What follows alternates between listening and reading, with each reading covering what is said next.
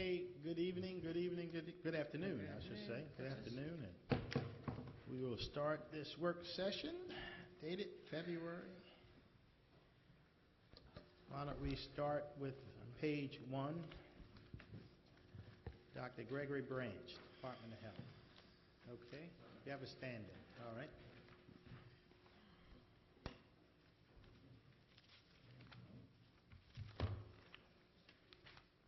Good afternoon, Mr. Chairman and council members. The Department of Health and Human Services is requesting a supplemental appropriation of state and federal funds in the amount of $113,183 to the Childhood Lead Poisoning Prevention and Environmental Case Management Program.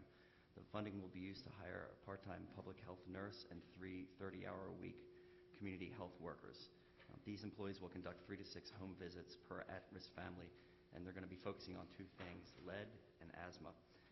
They will work with the families to mitigate environmental hazards that can lead to lead poisoning, such as lead dust, old toys, older cookware. And as far as asthma is concerned, they'll look at environmental factors in the home that could trigger asthma, secondhand smoke, excessive dust, cockroaches even. They will also teach families to utilize safe cleaning techniques and recognize early warning signs of asthma attacks and ensure their medications are being used correctly. This program is available to all children in the county up to the age of 18 who have or who are eligible for Medicaid. Okay, thank you. Are there any questions? Mr. Reed, could you answer the auditor's questions? Do you have them? Yes, I do. So when we're talking about one of the questions, what is the rate of lead poisoning in the county children and how has this changed over time? So we're well ahead of lead poisoning here. What we're dealing with is a level of concern at age 12 months and 24 months. Children are tested for lead by their pediatricians. All children are in the county. Any children with 5 micrograms per deciliter or above are referred to the health department. We currently have about 98 children currently this fiscal year who have elevated lead levels of concern. Last year total we had 91. The change is that pediatricians test all children at 12 and 24 months now. I have a question. Yes, Councilwoman. I'm sorry, I have a question, Mr. Reed. So in 2018, we still have children in contact with lead paint, correct? Correct. Are these rental properties? They could be. Do you have the stats, like are most rental properties, or? I don't know. I'd have to get back to you with that. So I guess my question would be, and this could be a whole other conversation for another day, but I'm just very intrigued on what we are doing to remove lead completely from housing. So as far as the health department is concerned, we haven't made that paint since, what, the 70s? Correct, yeah. Right, okay. So that's what this program will, in order to mitigate the hazards, a family will 3 to 6 times, an environmental case manager, the public health nurse, will go out and visit a family with the workers to look at other things. It's not just lead paint, but there are also things such as old toys or cookware or things that could trigger elevated levels of blood in a child. But as well as we're also looking at triggers for asthma as well. Okay, thank you. Just on a separate note, I do know that the Housing Department of Baltimore County, under a grant, has monies available if you meet the criteria to do free lead mitigation on homes in terms of new windows, replacing doors, and other things, as long as you meet the requirements. And I'm told that oftentimes they can't give the money away. It's not enough people applying for it. So, I believe that's with the Department of Planning. Department of Planning? Yeah. Okay. Okay, any more questions? All right, thank you very much. Now we're going to move around a bit.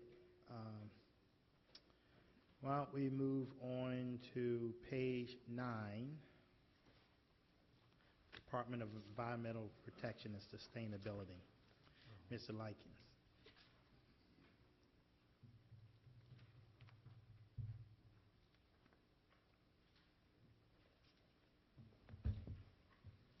Good afternoon, Chairman, members of the council. Good afternoon, sir. The administration is requesting your help with a contract for Versar to provide biological sampling services to assess the water quality of the county streams and tidal rivers in support of our MPDS and MS4 and TMDLs with the state.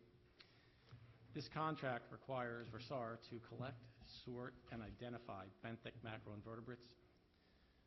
Benthic macroinvertebrates are basically the bugs that live in the bottom of the streams and in the tidal and then down in the sediments and down in the rocks. Macroinvertebrates are an excellent indicator of water quality. Certain ones live in good stoneflies, mayflies, caddisflies live in clean water with good water quality. Other things, maybe chironomids or midges, live in areas that are more polluted or more poor water quality. So they're really good. You can look at the bugs that are in a stream and get a really good indicator of how clean the water is and what kind of water quality you have. We have a 5-year existing contract with Versar that's about to expire, and this is another 5-year contract. It's a 3-year contract with 2 one-year renewals. It was competitively bid, and Versar was again the low bidder. It's $64,000 a year, not to exceed $335,000. Versar is a big company that does actually goes and does sampling for the EPA, for DNR, and for several other counties. Okay. Are there any questions? Yes, Councilwoman Hi, Bevin. Mr. Lincoln. Almond. I'm the taller one. No offense. Since we've had this contract for 5 years, how often, is it once a year that we test the water? How often do we test it? We're not testing the water at all. We're going out and collecting the bugs, or we're having them go out Have and we done that collect. before? Oh, yeah, we've been doing it for many years. Okay. And collecting bugs is kind of a time of year thing, too. Usually February, March, April, those 3 months where we have people on our staff that actually do this also, but we can't possibly do the number of samples that we need and have them analyzed. Analyzing them, so you go out in the stream and you collect the bugs in nets, and you put them in preservative, and then you take them back into the lab and you look under a dissecting microscope and you sort them into different families to go find out numbers and the variety of species that you have. And we only have 3 people and a supervisor doing it, but we could not possibly do it all ourselves, so that's why we have to go out and get a contract. So we're scheduled to do all the streams in Baltimore County? Not all of them. There are very specific ones that we've historically gone to, and we're also required now by the state to do a random sampling of all the streams. So we have a computer-generated model that's telling us we're just picking spots, random spots in different streams. Thank you. You're welcome. Okay. Any more questions? Yes. Mr. Councilman Chairman, thank Craven. you. So the data is collected and it's reported to MDE. Yeah.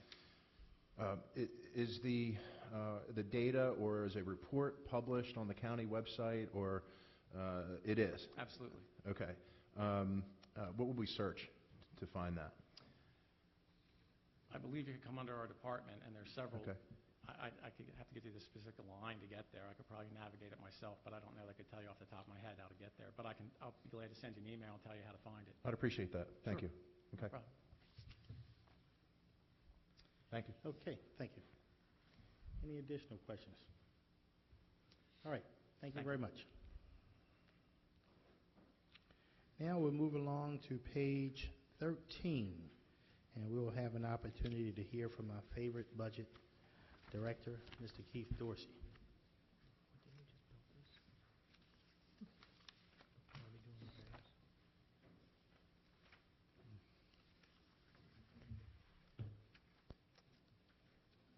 How you doing, Mr. Dorsey? Good afternoon, Mr. Chairman, members of the County Council.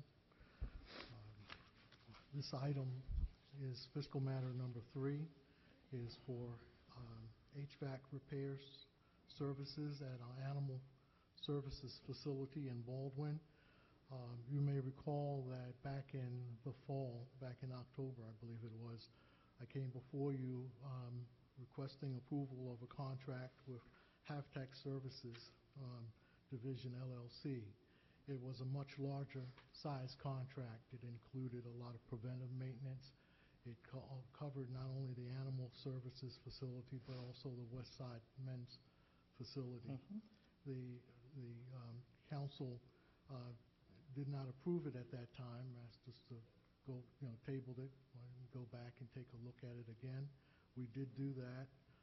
We identified that in terms of the system that was at the West Side Men's shelter wasn't as complex and as crucial as the one in the animal services facility, where you have to maintain that air conditioning up all of the time because of the health of the animals that are being housed there. So what we are doing is coming back before you and asking you to approve the much reduced contract with Havtech for $94,700 for the entire 5-year, 4-month period of time. It would provide for emergency response for the services there. The regular kind of maintenance that at the animal shelter would be handled by our staff in terms of things like the filter changing and so forth. But anything that deals with the computers that monitor the temperatures and so forth, it would require a call for service to Havtech. And so, as I said, we're coming back and asking for approval for a 1 year with 4 additional 1-year approvals, possible extension of 120-day, not to exceed $94,710 for contract with Havtech Services Division, LLC. Okay. Yes, Councilwoman Bevins. Mr. Chairman, I'm sorry, Mr. Dorsey, I think my husband's just in the wrong line of work. So I'm looking at this again. I had issues with it the first time. $94,000 for a 5-year term on a new facility. It's $18,942 a year for maybe the air conditioning might go up? In terms It seems of, like an extraordinary amount of money. no, in terms of this is for emergency calls for service. So if there's no calls for service, the funds would not be used. This is an estimate in terms of that. It's not for the same system we had before where it was preventive maintenance and it was an automatic payout of those dollars. This is in response to actual calls for service. So if there are no calls for service, this $94,000 doesn't get spent? Not the whole amount, no. How much of the amount? Well, Is I it- mean, I would imagine that in terms of over a 5-year period of time that we have no service calls. But in theory, if there were no service calls, then there would be no money spent. I mean, in theory, it's a brand-new facility, so I would think that, I think we discussed this the first time, it's under contract for the first year, right? Just that under a No, manufacturing contract, correct? The original warranty period had already run out when we came to you before.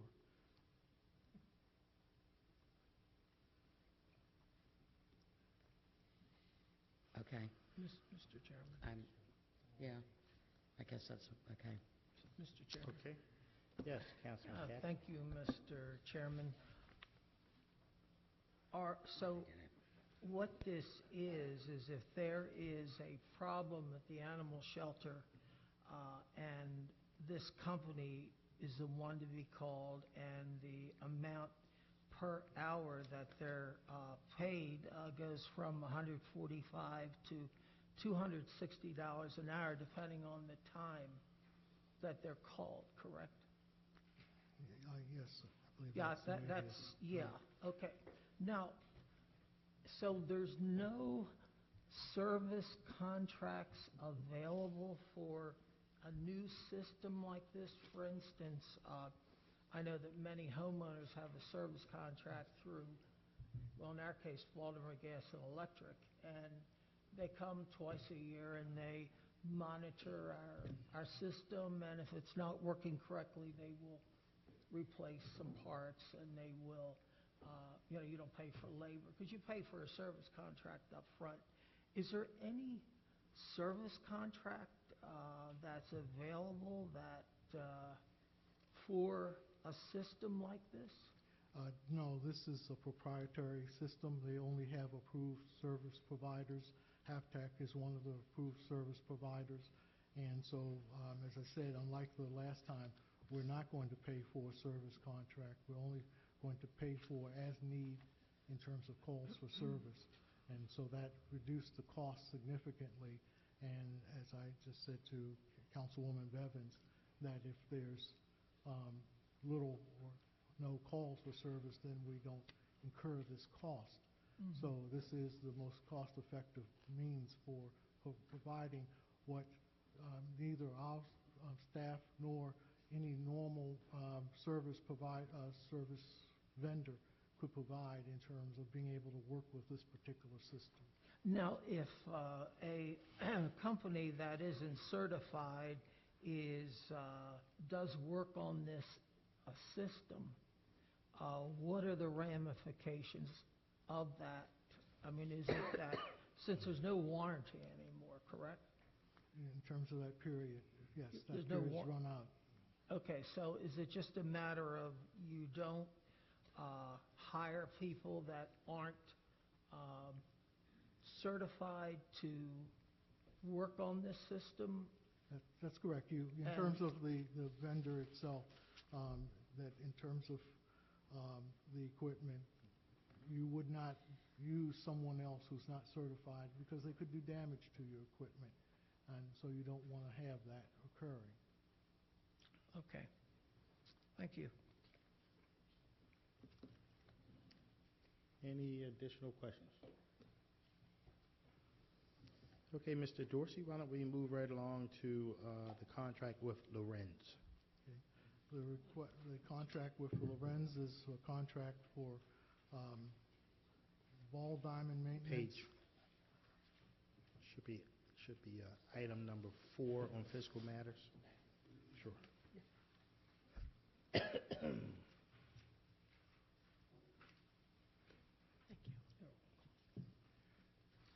The contract with Lorenz is for both maintenance on our ball diamonds as well as for the grass cutting, the portion of grass cutting that deals with those properties that are on a 7 to 10 day mowing cycle. We provide in terms of maintaining those ball diamonds throughout the county, as well as those at the elementary schools. Lorenz would provide that service in terms of making sure that the mounds are kept up to speed in the infield as well. The other part of the contract is the major mowing that occurs in various athletic field parks and so forth, where we attempt to make sure that the grass is cut every 7 to 10 days. The contract itself is an amount not to exceed $16,406,233 for the entire 5-year, 1-month term for the contract. Yes, Councilwoman Almond. What do they do to the ball diamonds? Okay, in terms of there's the turning over of there's the mix that's put on the ball diamonds to keep it from caking up, so that you don't have the runoff that you do. You add the special soil there so that the quality of the ball diamond is maintained. Because what happens sometimes is that people who just do it on their own, sometimes when we had volunteers in the past that would do it, they would just rake over the ground, and then you would end up having a lip being developed at the end around the outside of the ball diamonds. And that was really a safety hazard kind of situation because, as you know, in terms of the balls, not only when they hit, pockets in the ground, but when you hit that lip at the edge of the ground, it shoots up and somebody can get hit in the face with that. And so what we've done is establish a standard that we want to make sure that the ball diamonds are also maintained in quality. Whenever you have rain, the grounds become soaked, and you have to go back out shortly thereafter. When you don't maintain the mounds and the infield well, there's little drainage. And then when one of the teams come and they play on there, you get the whole ground getting chewed up.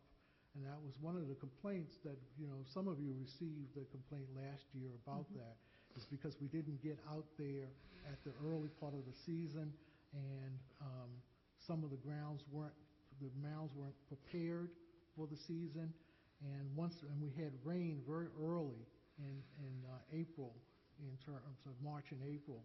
And what we had were several of the fields were not being able to be used by our rec council because we hadn't done the prep work and make sure that the mounds are kept. You have to turn over the soil to keep it, in the right condition, and continuously add new soil to it, and that's what we provide. I understand there's an art to preparing a ball diamond, and the people at Lorenz know how to do this? Yes. I have a little pet peeve. It hasn't to do with grass cutting, but it has to do with the backstops behind home plate. Okay.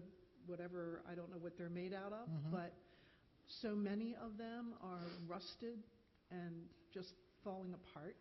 I mean, it seems like it wouldn't be that much of a financial problem if Rec and Parks were to be able to go out and spray paint them the silver that they're supposed to be, or at least take a look at them when the grass cutting's being done. There are some that are they're all rusted. Okay. We would, I certainly can bring it to our attention for the ones that we have. Remember, some of these ball diamonds are at the elementary schools, so that would be an issue, we'd have to talk with the public schools on. There are some other ball diamonds at some locations that are on general county property, and so I will bring this to my people's attention in terms of that Thank you. question. It's a little thing, but it makes a big difference. Thank you. Mr. Chair. Yes, Mr. Catch first. Yeah, thank you, Mr. Chairman. Looking at this fiscal note, I noticed that some sites will be mowed every 7 to 10 days, some 4 times per year. And do we have a list of all of the sites and exactly what is the period of time that the grass will be cut at each site? I'm sure we do in terms of every property we have logged, and they are on a schedule. So there are the properties that are cut.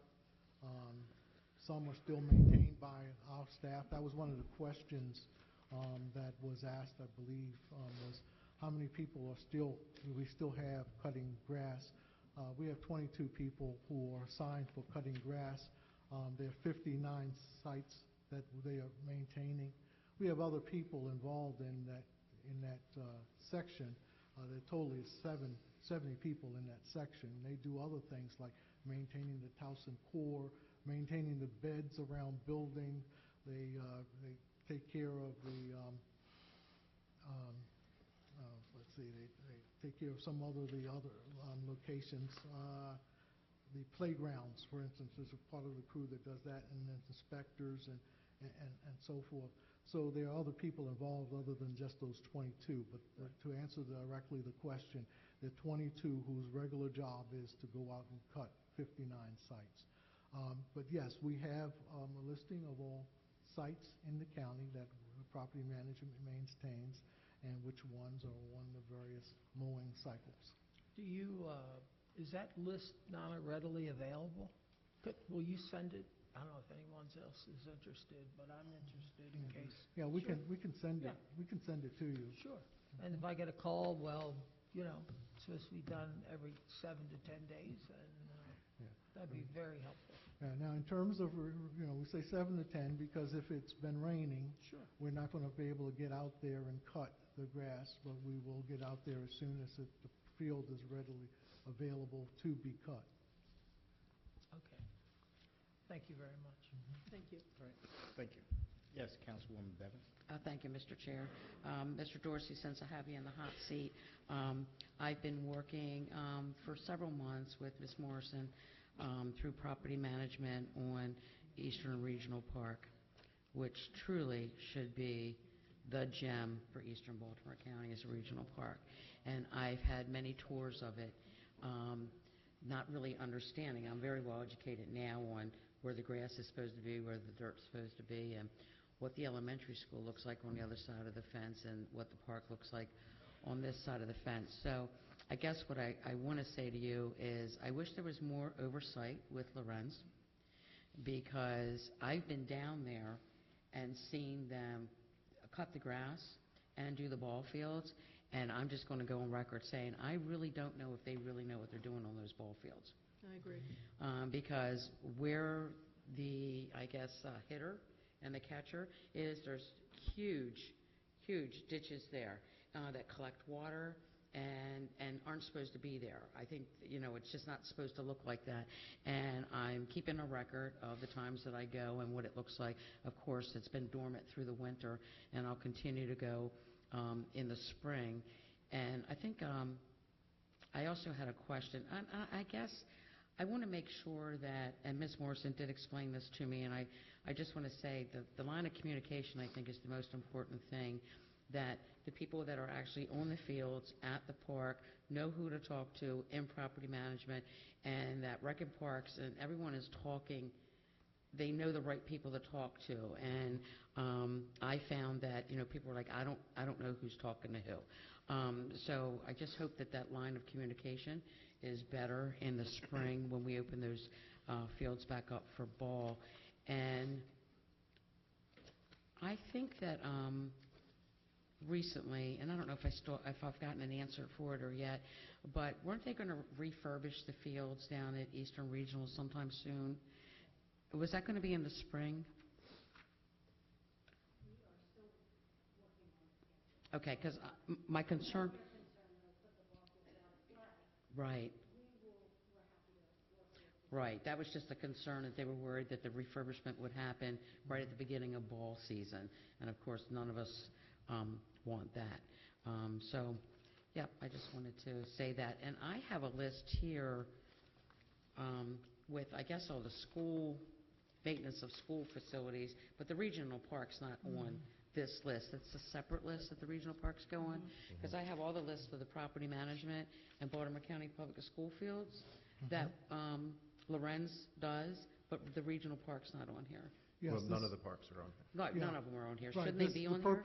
No, that sheet that you have there was for the purpose of helping people understand for Baltimore County Public Schools, because I believe it was originally on their website, who's responsible for those school sites.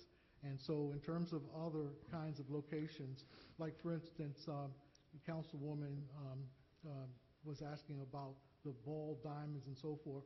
Hannah Moore, I would imagine, I think Hannah Moore has some ball diamonds on there.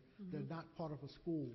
We would be maintaining those kinds of things. So Okay. yeah, all of those kinds of that are in other locations outside of the school. And that's where the councilman has asked for entire A list. separate list, okay. And so that entire list would pick up everything. Okay, thank you. Okay. Mr. Crandall. Thank you, Mr. Chairman. Mr. Dorsey, in the contract, are the contractors required to pick up trash before they mow? Yes, they are. Thank you for that. I'm going to echo Councilwoman Bevan's sentiment. I grew up in rec programs in Little League, and I'll leave the criticism to $16 million of outsourcing to the good chairman, if he wants to pick up the issue again. But, when I was growing up, the coaches and the program leaders in the rec councils had relationships with the county employees that did the work. And most of these county employees, I remember them actually coming to the game. So, I understand that we outsource for cost savings, but the cost to that is that lack of relationship and communication that our program leaders, coaches, and even the kids have with the people that are maintaining the fields. And I just wanted to get that out there. There is a cost to this outsourcing beyond the $16 million for mowing. It's our desire that in terms of those people who are also involved with the rec councils, that's where the communication needs to really be strengthened if there's a problem, because the people you're saying involved in the games are also, of course, involved with the rec council, who are involved with the community supervisors with the Department of Recreation and Parks, who are the ones involved with the property management staff and making sure issues are being addressed. And we try to get out to meetings, this is property management, get out to meetings with rec councils and being able to hear directly from them.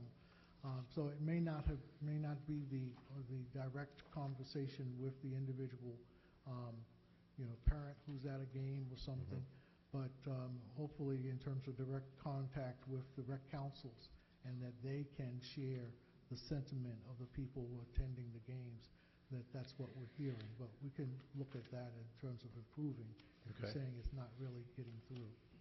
Yeah, I think that we could do a lot better. I really do, on that measure. And I'll also add that there was, when you're a contractor and you're not there representing the county, I think that you would tend not to take as much pride in the work. And again, I go back to the good old days when I was a much younger person, and I remember because the person that was responsible for the maintenance of the fields, they were invested in the community. They were part of the community, so they really took pride in what they were doing.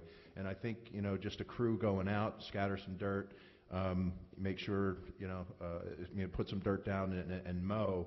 I don't see that same sense of pride in the work. I really don't. And that's why we have inspectors who are county employees. It's their job to be invested and make sure that the quality is maintained, that the customer service element is being provided. And so, it's something we can talk about to make sure that that is being, handled well. But that's where the level of accountability is for us, is that we have county employees serving as the inspectors and given the responsibility that, a lot of the, last year there was some criticism that, as I said, we received from the council. Well, one of the first things to do was go back out to those inspectors and grill them why we hadn't heard about the problems, and making sure they understood that their prime job is to make sure that in terms of the quality of service, the level of customer service, all of those, that's part of their responsibility. So I hope that that sense of commitment is there, but we can, if you all are reporting back to me that you don't feel it being the case, I will talk with, people to make sure we are demonstrating that kind of service. Thank you. Okay, Councilman Marks? Thank you. Mr. Dorsey, I'll echo some of the comments of my colleague, Councilwoman Bevins, just with regard to Honeygo Park. I've heard the same issue about drainage there as well. I just have a quick question. I recently found out that in late December, the administration suddenly canceled Phase 2 of Kingsville Park. Do you have any reason why that was done suddenly in late December? I don't remember. I remember the discussion coming up, but I really don't remember at this time. I'd have to go back and check my records on that. I'd just be curious the rationale why that happened in late December. So thank you very much. Okay. Okay, Mr. Dorsey, thank you very much. Clearly, I support my colleagues in terms of, I think county employees do a better job, but that's a different day. We'll call it a day. Thank you, sir. Thank you.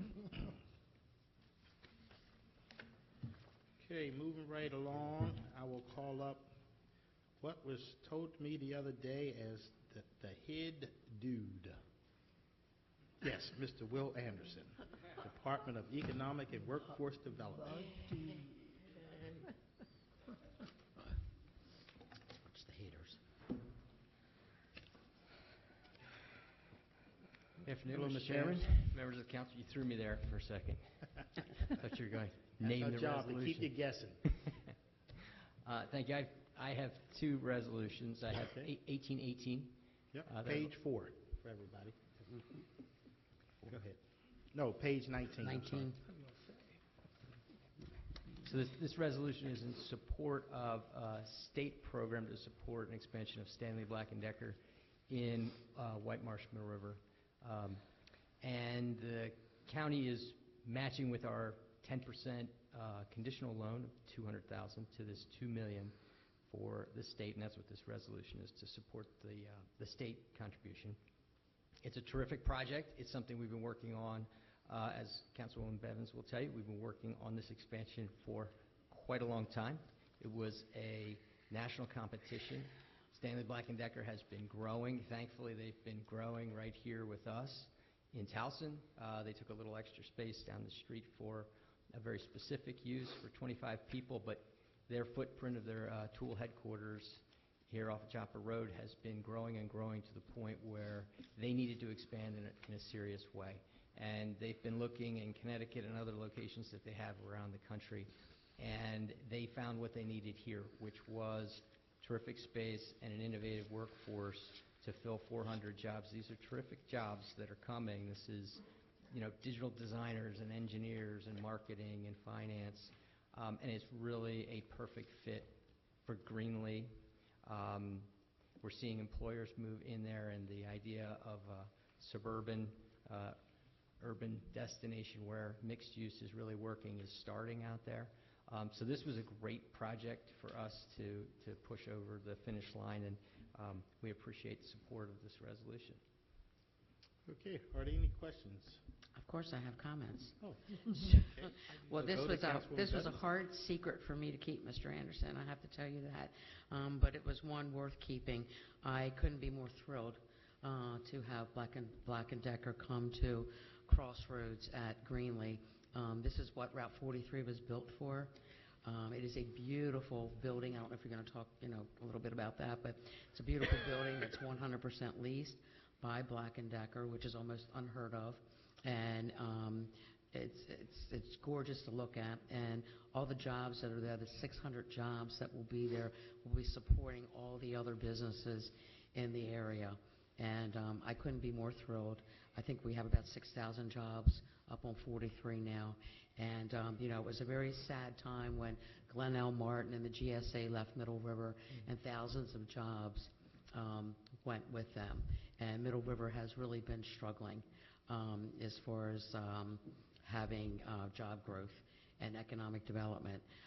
If you haven't had a chance to ride on 43, past Route 40 and Eastern Avenue, Middle River, I advise you to take a Sunday ride down there to see all the exciting things that are happening. So I'm really excited and look forward to seeing all those happy faces going to work every day. Well, thank you for pushing it forward. I mean, 92,000 square feet it is a big deal. And as all the people take that space, Stanley Black & Decker will have over 2,000 employees in Baltimore County. They are a marquee employer and continue to grow. And what we're seeing is, that $8.5 million investment out there is key, but this is a company that's going to continue to grow. We're trying to push for them to actually make their headquarters here. They do a little bit of growth in Connecticut, but this town and this county and this region is where they want to grow. So it's been a really terrific fit, and we're excited to help them land over there and grow. And the attraction is already happening over there, to your point about the mixed use. Yeah, the hotel is going up right across the street, which is fantastic. And to point out again, when this story first broke, a lot of people thought Black & Decker was closing down here and moving to Middle River, not expanding. So that's even more exciting. So thank you so much for all your hard work on this. Thank you. Mr. Chairman? Yes. Yes. Councilman Katz? Thank you, Mr. Chairman. I also want to express my delight over the fact that Sinclair Broadcasting is going to expand in the Cockeysville, Hunt Valley area. And we're talking about 333 new jobs, of which, the salary ranges are from very high to moderate income. So I'm really thrilled about that, and thank you so much for all the work that the county has done to secure their coming here. Thank you, Councilman. I'd like to make comments on Sinclair specifically. And then I do have a question when you're, okay. I'd like to just conclude with Black & Decker before, and then maybe address your question. I thought that you had done Yeah, something. wait No, I'm your sorry. turn. We're not done Black & Decker yet. I'm sorry. I apologize. Thank you. I thought we did both. No. We'll get to them later. Sure. Any more questions or comments on Black and Decker? Come on, let's Yes. keep talking about Black Oh, and yeah, Decker. we will. We won't let it go. I- Councilman Quirk? I just wanted to commend Councilwoman Bevins and also Department of Economic Development for everything they did to make this happen. Excellent. Thank you. Any more comments? Let me just say, again, I appreciate all the efforts you made. Appreciate all the efforts Councilwoman Bevins made and working with the administration to make this happen. This is a success story in terms of, before we get ahead of ourselves, but I understand this. Black & Decker, they make things, these employees will be here, and it'll provide a boost to the economy and put money in people's pockets. So we appreciate that very much. If there's no other questions on Black & Decker, we'll move it right along to St. Clair Broadcasting. Thank you. So this is Resolution 1819. Again, this is a state program for a Maryland Economic Development Fund support of an expansion. So Sinclair Broadcasting, which is in Hunt Valley, is consolidating operations. They too looked outside the state of Maryland, outside Baltimore County, to see where they would put their headquarters. They were quite extended. And what this program is bringing is keeping them in Baltimore County. They're going to double their workforce here in Baltimore County as a result of this, and they're consolidating into 3 buildings that they now own. So this resolution is in support of a $1.3 million conditional loan from the state, which is matched by our $130,000 contribution of a conditional loan if they meet the jobs requirement, which is 367 new jobs to be created by 2023. So again, this is an excellent expansion here to announce the headquarters staying. These are, as you pointed out, Councilman Ketch, operations jobs, management jobs, back office jobs, and it's a perfect fit in our business corridor in Hunt Valley. Okay. Yes. Councilman Katz? I was so Take it away. excited I jumped ahead, but I do have a question with, obviously Baltimore County is a very desirable place to live and relocate with our schools, our low crime. I could just go item by item by item. And what I'm wondering is, with the state Department of Economic and Community Development and your office and other offices in other counties, in lieu of the corporate income tax cut that occurred on the federal level, which severely cuts the corporate income tax, have you gotten together to re-strategize? Because we now have corporations that are going to have more disposable income.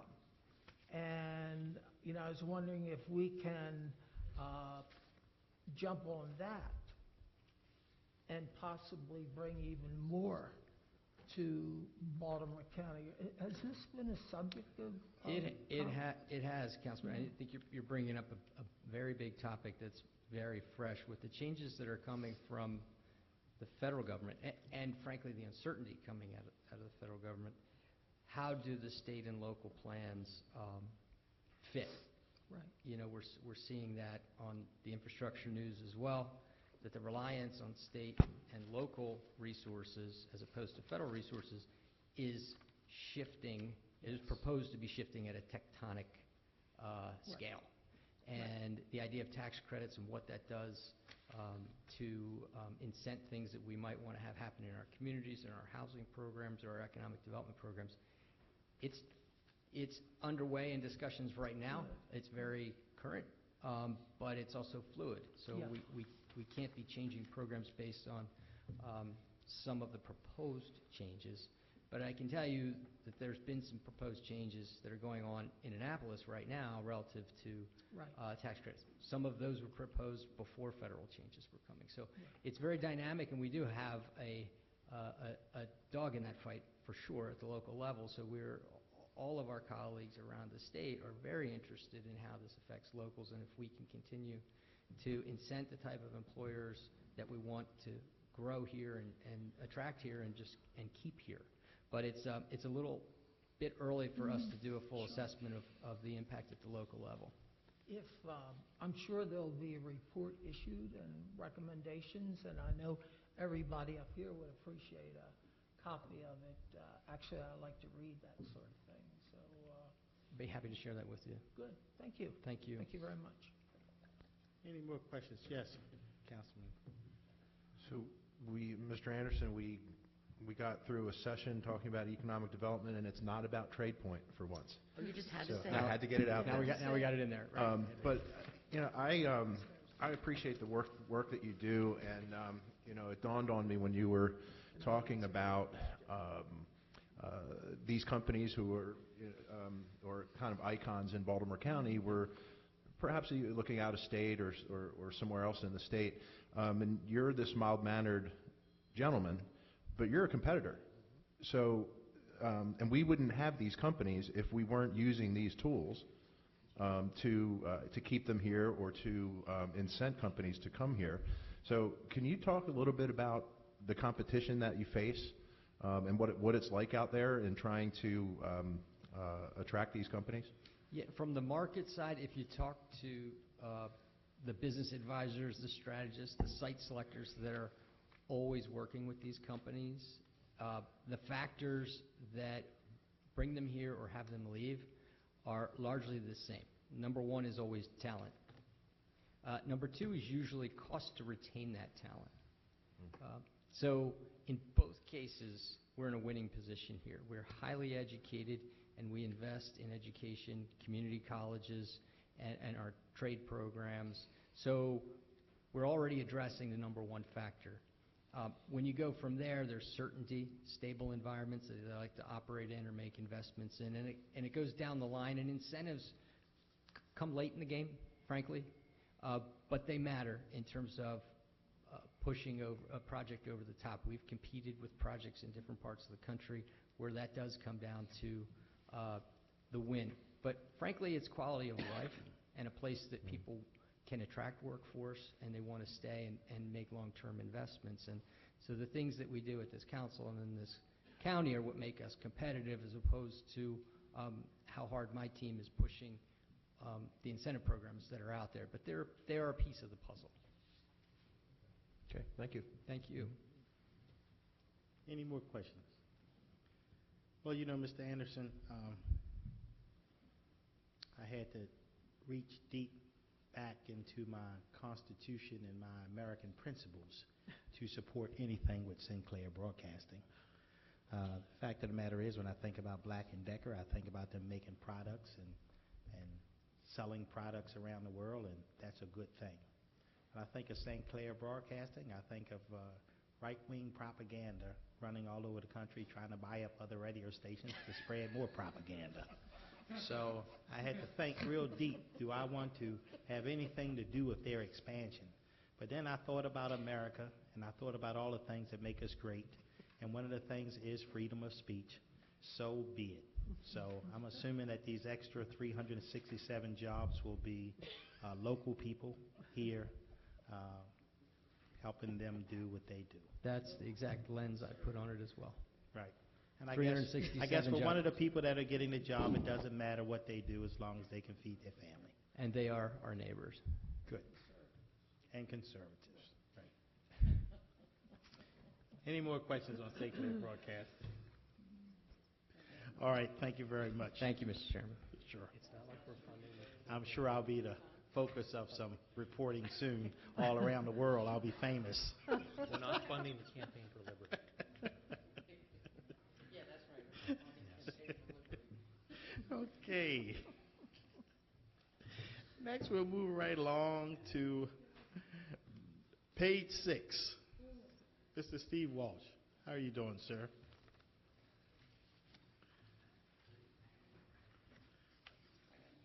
Let's talk about some snow.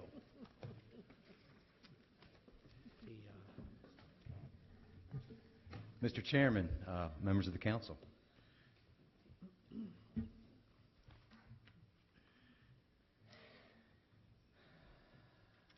Fiscal matter one is a contract. We're requesting approval of a contract with Good Earth Services Incorporated to provide on-call snow removal and salt application services. The contract commenced December 1st, 2017, continues through April 30th of 2018, and may not exceed $25,000 unless approved by the council. If approved, the contract will automatically renew for 9 additional years, and that's 9 additional snow seasons, which runs from November 1st through April 30th of the following year. Compensation for the contract, together with all other contracts for these services, may not exceed the amount appropriated for snow removal and salt applications during the entire term. And this vendor is providing one pickup truck or single axle dump truck with plow and spreader. And it's the same contract that you have seen many times throughout the last couple years. You know, we try to get contractors on board because we are in competition with State Highway and local property managers out there for additional resources when we need them, when the big snows come, hopefully not this year or the next few years. Okay, yes. Thank you, Mr. Chairman. Mr. Walsh, I just want to remind you, it's an election year, so no Jonas, nothing like Jonas. Not allowed this year? I'll do my best. Okay, thank you. Okay, and on a related note, I'll just thank you as always for the updates. Yesterday we had a major water main break on Liberty Very Road helpful. that really disrupted a lot of traffic, so it was very helpful. Any more questions for Mr. Walsh? All right, thank you very much, sir. Next, we will move along to, no, Mr. Walsh, stay right there. Don't move. Apologize. Next, we're going to have, which is required by law, this will be considered a public hearing for our adoption of the 2017 triennial review of the Baltimore County Water Supply and Sewage Plan. So this will be the public hearing, probably public hearing number 3 on this subject, if I recall. Excuse me, Mr. Chair, Yeah. weren't we supposed to have a meeting? I think, I don't want to steal your thunder, Mr. Walsh. You want to explain about the meeting, the meetings that were supposed to happen and the meeting that's going to happen? I won't get in it, but I have the answers if you like. Meeting is scheduled for this Friday with the folks from the Green Towson Alliance, and hopefully we can... But we can't have the hearing till we have the meeting. Oh, they're here to talk about it. I guess the people who signed up before, they're here to, they can say something. Mr. Chairman, if I may, this item was deferred 2 weeks ago for the purpose of, at the council's request, a meeting between the department and the concerned citizens who were objecting to portions of the plan. The meeting at the citizens' request will not take place until Friday. So we're here again, having deferred this twice, and the meeting will not occur until Friday. So don't we have to defer it again? Pardon me? I would think we would have to defer it again. That's up to the council. The council deferred it specifically for 2 weeks in order to accomplish the goal of getting the people together. That has not happened.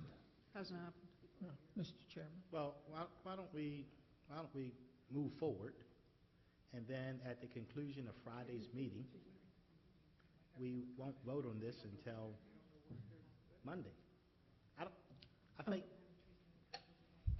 you can explain it. You're saying that they don't know what they'll be talking about? Yeah, I would respectfully suggest that this be deferred again until after the meeting, because out of the meeting, some things are going to be determined or not be determined depending how we're going to vote on this. So we can't vote on something until we really know what the conversation on both sides will be and what type of agreements are being made. I'll second that. I agree. Yeah, Third. agreed. Well, Mr. Walsh, what say you? So moved. We certainly want to approve our plan, but in light of all the interest in it, it certainly won't affect too much by deferring it another week or two. Thank you. Okay, so in the interest of, I realize, from what I'm told, there was a number of attempts to have the meetings, and the meetings could not happen. So I'm hopeful that this will be the last time. Like the next time we can vote and get this off the plate, because to be quite frank, I'm tired of talking about it. It's taking up my time now. So if you want to defer it, we can defer it. Is that the gist? And then all parties will somehow, some way come together this Friday, and then see what I was thinking, we don't vote on it till next week, so. Where and when is the meeting? Where? The meeting can't happen Friday?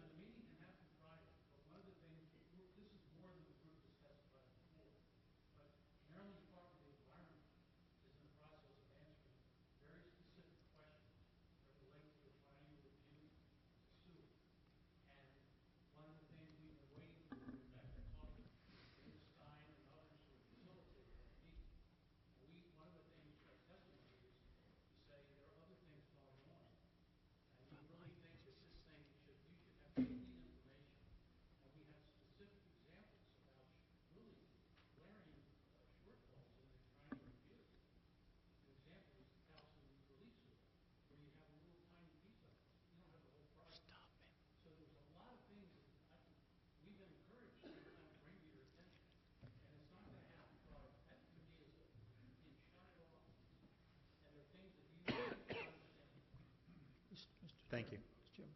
Yes, Yeah, Council. Mr. Secretary, isn't it true that if we don't have the hearing today, we won't be voting on this next Monday? No. If you And defer this so- matter, you won't be voting on it next Monday, no, So it'll or be Tuesday. 2 weeks, so it'll be 2 weeks after that. It'll be 2 weeks further. So we're talking about 3 more weeks, and hopefully the issues can be out on the table and resolved by then. I would hope in this next 2 weeks that it would be resolved by then. I want to point out that the failure of the meeting to take place within this last 2.5 weeks is not an issue with the department. The department has been ready and willing to meet at any day during these last 2.5 weeks. No, sir, I've seen the emails. The emails requested the 16th or the 22nd. Okay. Mr. Walsh, is that the final word? It's certainly not my decision. We're ready to approve the plan, but like I said, it's council's call on what they want to do. We'll meet and we'll see what we can clarify issues on the other side and go from there. Okay. I take it that's the wish of all my colleagues? Yes. So be it. We will strike this, and then we'll put it back on the agenda next time, and hopefully all parties will have an opportunity to meet, and we'll go from there.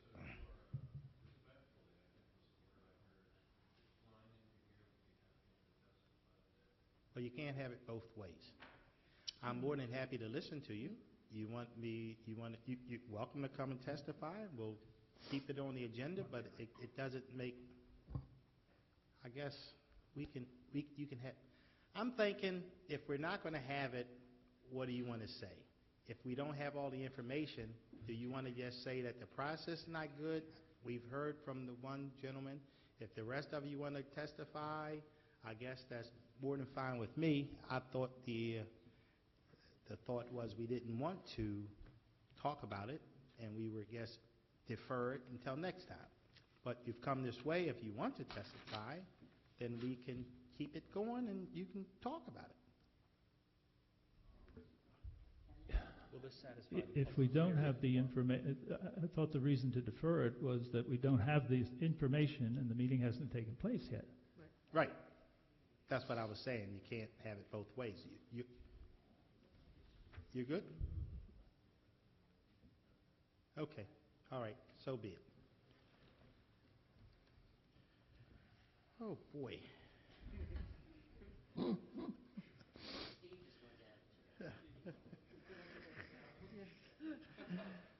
Let's see here. So much for that. We'll come back to that. We'll move right along to page 17. Mr. Marks has a PUD, and we'll hear from Mr. Marks. Thank you, Mr. Chairman. In 2016, the Presbyterian Home of Maryland announced plans to cease operations at its West Towson site. The future of the stately Bosley Mansion and its expansive lawn was in doubt. Since that time, our office has remained in close contact with property owners, residents, and local historic preservationists. Last spring, the Presbyterian Home of Maryland announced a contract with Marty Azzola and Delbert Adams, who have a record of preserving historic properties. This summer, Azzola and Adams submitted a proposal for a planned unit development that would adaptively reuse the mansion with up to 45 luxury condominiums built in and around the property. That plan is supported by 3 key stakeholder organizations: the Southland Hills Improvement Association, the Greater Towson Council of Community Associations, and the Preservation Alliance of Baltimore County. And I've circulated copies of correspondence from 2 of these groups. I believe this proposal is the most realistic plan for preserving the mansion and as much of the green space as possible. Neither the county nor the state governments is likely to buy this property, and if this proposal collapses, I'm concerned about the mansion rotting away with an uncertain future. For that reason, I urge my colleagues to support this resolution, which initiates the formal review of the Bosley Estates Plan Unit development.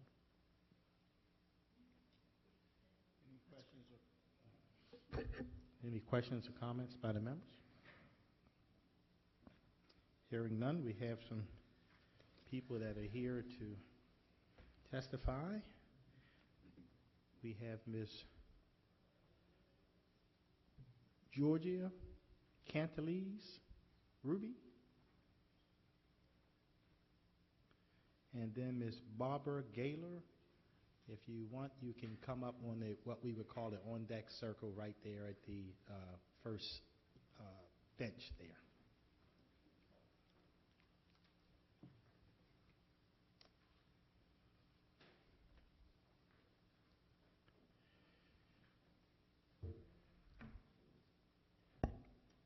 Good afternoon, Ms. Ruby.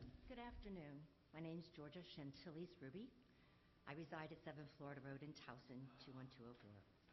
Councilman Marks and members of the County Council, a PUD is supposed to be compatible with the surrounding community, not congest local roadways, provide a community benefit, and satisfy the master plan, specifically the Towson Community Plan.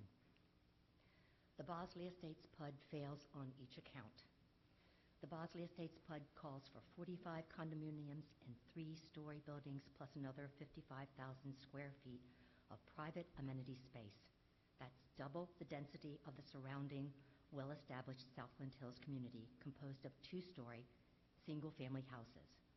Plus it provides enough private amenity space for a country club, including a private pool, locker room facilities, and a dining party room. Besides introducing an out-of-character housing product, this overdevelopment will congest local roadways that were laid out in the 1920s when the Model T Ford was the top-selling car in the nation. Even today, Georgia Court is only 17 feet wide. Florida Road is only 24 feet wide, not the 30 feet paved sections erroneously mentioned in the development plan's review comments. The so-called community benefit is the preservation of the Bosley Mansion, which has been dramatically altered over the years as to render the building historically insignificant. The entrance originally faced the east, not the south as it does now, and it is unlikely to receive enough votes from the Landmarks Preservation Commission for inclusion on the preliminary landmarks list. Also cited as a community benefit is the preservation of a significant portion of the front lawn, which is private property and cannot be enjoyed by the public. Those are not community benefits. Those are selling points to lure in buyers to the high-end condominiums. And finally, the Towson Community Plan, created in 1992, calls this designated inner neighborhood a major asset to Towson and must be conserved. And any infill development should match the existing density of the surrounding area. Don't be fooled by the boilerplate comments of the county agency submitted last fall. Even then, with a careful reading, the red flags were raised. That specifically mentions the lack of a suitable outfall for drainage along Georgia Court and the Planning Department, having brushed aside compatibility issues, acknowledges that the Towson Community Plan says green space should be preserved as much as possible within inner neighborhoods, which calls into question why this PUD is being considered instead of an alternative that will keep the Bosley Mansion and the green front lawn without congesting roadways or overdeveloping the community. Thank you for your time. Thank you, Ms. Ruby. Next, Ms. Gaylor.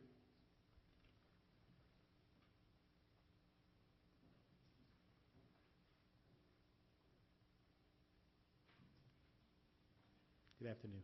Hello, thank you for your time. Sure, thank you for coming. My name is Barbara Gaylor, and I live at 9 Florida Road. My home is directly across Florida Road from the former Presbyterian Home of Maryland property. As a resident of the community who will be impacted daily by whatever project gets the green light to alter this property, I would like to state my opposition to a PUD for the proposed Bosley Estates residential development. This PUD application seeks to double the density for which the property is owned, and this will certainly stress the very narrow circa 1920 streets around the perimeter of the property with added traffic. Currently, two-way traffic cannot pass on these roads if a car is parked on the street.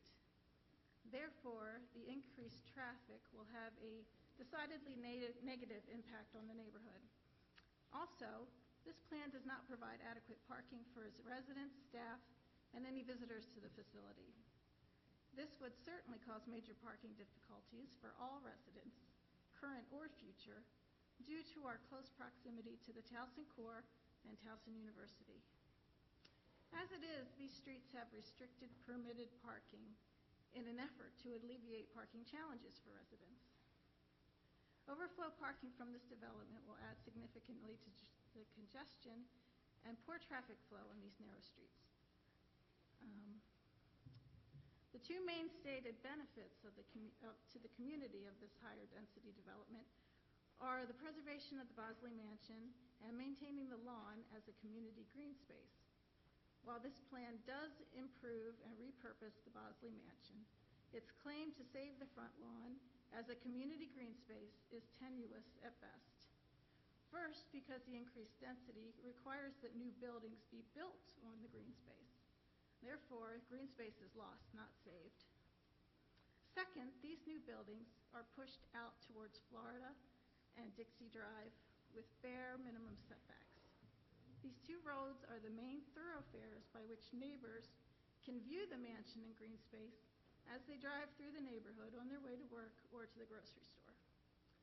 These buildings pushed out to the perimeter at minimum setbacks seem to convey to neighbors, stay out. This is our private enclave, our private property. The openness of the front lawn is what is always allowed for a sense of interaction and connectivity. Being able to see the house and the lawn, even if it is private property, is the community benefit, not closing it off from the neighborhood with new buildings. The developers present their design in a bird's eye view, which belies its openness to the community. However, if a street-level design was shown, it would be obvious that the plan pushes the buildings to the limits of the surrounding neighborhoods and retains the view of the mansion and the lawn for their private community. So there's no mutual benefit, which it should be. It's only a benefit to the developer. In conclusion, the Bosley Estates development plan seeks a PUD for increasing density but fails to provide adequate parking for its residents, overtaxes the roadways. These issues are both directly related to the increased density, and this plan provides no real benefit to the community since the views of the mansion and lawn are essentially lost to the greater community. Therefore, the PUD should not be approved. Thank you. Sure, thank you. Next, Ms. Susan Stern.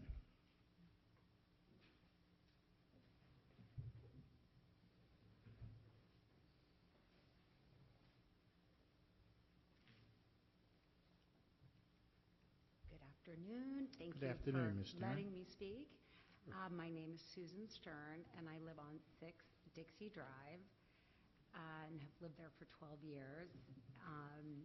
And like my two neighbors would be dramatically impacted by having double density increased buildings that would go across the front of our homes and actually go across about 6 or 7 homes on Dixie and 6 or 7 homes on Florida Road that currently look out to existing trees and open space. I'm currently against the PUD application for a couple of reasons outside of the double density. Many of the important issues to adjacent property owners feel like they've been left open-ended. They're not answered specifically, and that's highly concerning for some of us who've lived there decades. And will have a dramatic change in not only our vista, in the traffic congestion, the parking in front of our homes, which is already tight. Dixie Drive is a one-way street currently, and they are proposing, we have one opening or cutout for an entrance and exit that comes out about 2 Dixie Drive, then a house at 4. My house is at 6. The next cutout is being proposed right at 6 Dixie Drive.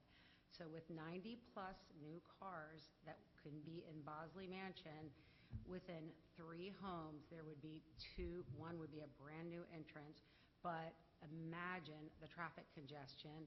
It's a one-way street, and we currently already have problems. When the Towson Y was renovated and revamped, we have so many people that will come down the wrong way illegally, and it's not just cars, but the fire department and ambulances come down illegally the wrong way.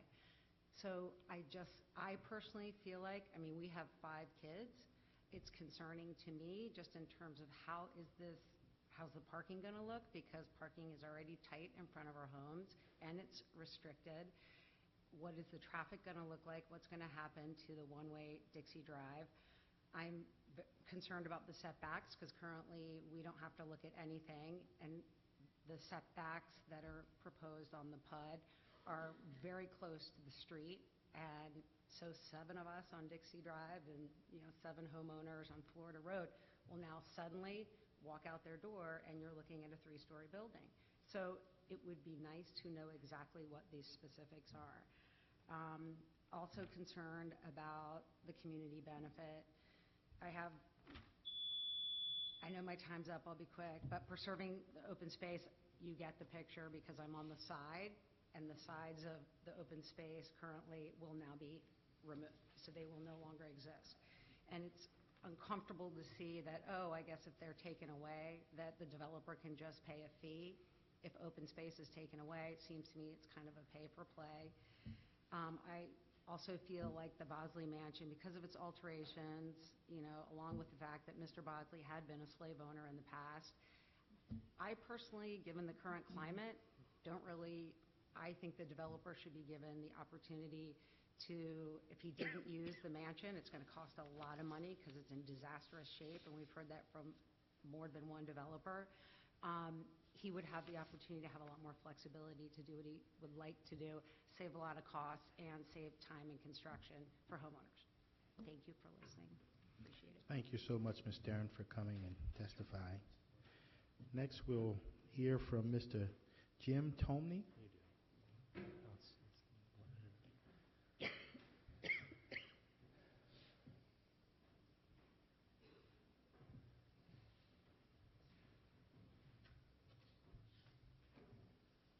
Good afternoon, Mr. Jim. Good afternoon, Council. My name is Jim Tomney. I live at 404 Dixie Drive, just down the street from the Bosley Mansion. I grew up in Southland Hills. My wife did too. Between us, we have 100 years living in the community. So we have seen all sorts of things in the community, all sorts of challenges, and I'm here today to strongly support this PUD. I think Councilman Marks has a spot-on assessment in terms of this is going to be the best solution. We're looking at the economics of the situation. That piece of property is going to be expensive, and in order to develop it, you're going to have probably an increase in the density. I also feel that these developers have demonstrated remarkable back and forth with the community. They have taken input. They have already adjusted their plan a couple of times in terms of the setback, trying to accommodate people. I've never seen a developer that has been willing like this to work with the community. So I really feel that if we don't take this opportunity, at the last meeting, the Presbyterian Home representative pretty much said that the property is going to stay there and it's just going to sit there for a while. We're already seeing a deterioration in the landscape, the weeds growing, signage falling over. You give that another 2 or 3 more years, it's going to look a lot worse. I really think that this is the very best opportunity that we're going to have to get something of value to the community, something that will add to the community, as opposed to potentially detracting. I'm nostalgic too. I am so sorry that the Presbyterian Home had to close. My youngest son worked there. That was his first job. My wife worked there as a nurse for a few years. I remember as a kid cutting through there, going to Immaculate Conception. So I have great fond memories too. But we need to be realistic, okay? And this plan deserves to go forward, and I feel that we're not going to get a better opportunity than this. Thank you. Thank you very much. Next, we'll hear from Mrs. Teresa McAllister.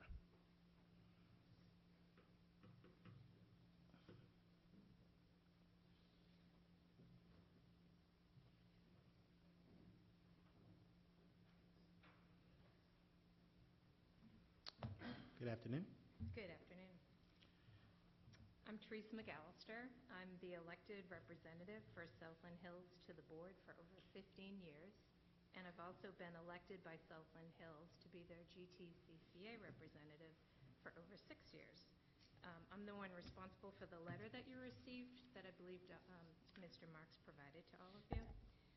The GTCCA was delighted to hear both sides of this argument and then have a vote to support the PUD. It was an unusual day at that meeting because it's a positive PUD. We're fully in support of the team that's gotten together to restore the property and then do the new build. You're all familiar with the Azola reputation, but we checked out the reputation of his partner in this matter because we weren't familiar with Delbert Adams. And I can tell you that everyone we spoke to talked about the project management skills of the team, how they have great follow-through, and I've also witnessed the communications with them has just been stellar for over a year, meeting with the community step by step, talking about our fears and our concerns. A couple of things I just want to reiterate that came up today. This property has always been private, so when someone says that they're really sad that they can't go over there and use the property to walk their dog or do whatever, we were always trespassing when we did those things. So it was private property. It's going to still be private property, and if a developer that we support wants to come in and put in high-end homes and have a pool or a membership only for his residents, that's their business. It's a private property situation. So I think people have to let it go what's going to happen with regards to that. The other thing about the parking, Dixie Drive, the history of Dixie Drive, there used to be Greyhound buses going down Dixie Drive. We've removed a ton of the traffic, but they're going to provide parking spaces for everyone in the development, and there's not going to be people really working there. So I don't understand the argument about the roads getting all congested.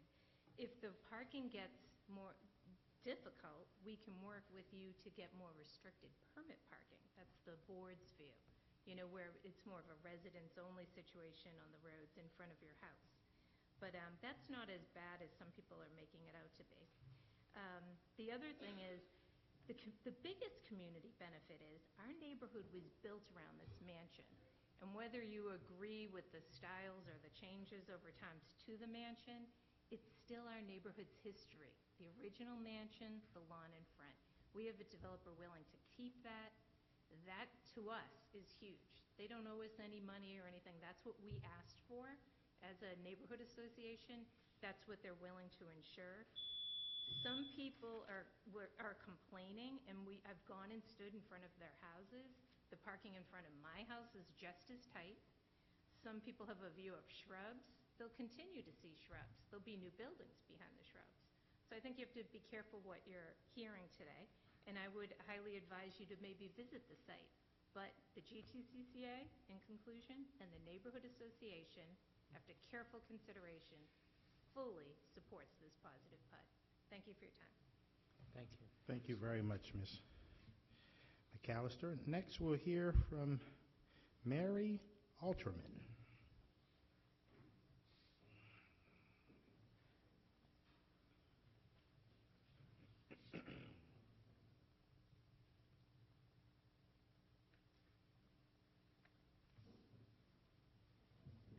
Good afternoon. Good afternoon, and thanks for this opportunity.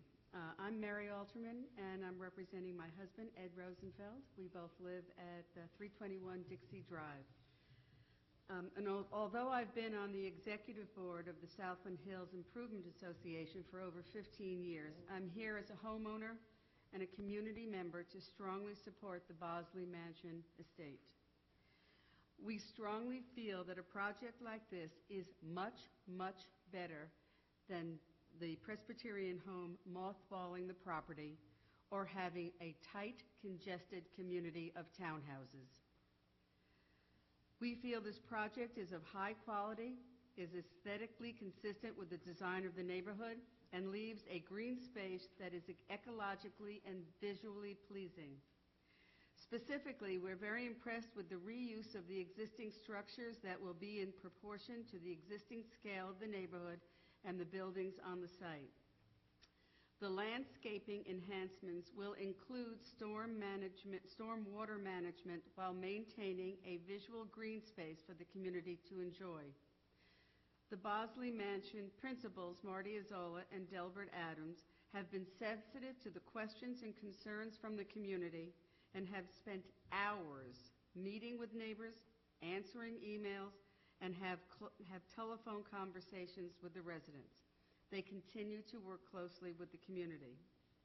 We understand that granting the PUD might result in an increased density of residences over the current zoning. However, we believe the proposed high-quality condominium project will significantly provide a community benefit. That community benefit is enhanced property values, preservation of the historic Bosley Mansion, and most importantly, a stabilization of an older community within the Towson core. Thank you. Thank you. Thank you very much. Any final remarks? Thank Councilman you Marks? for everyone who came today. Okay. I would like to, any more questions, comments? I want to thank everybody who came. Yes, sir.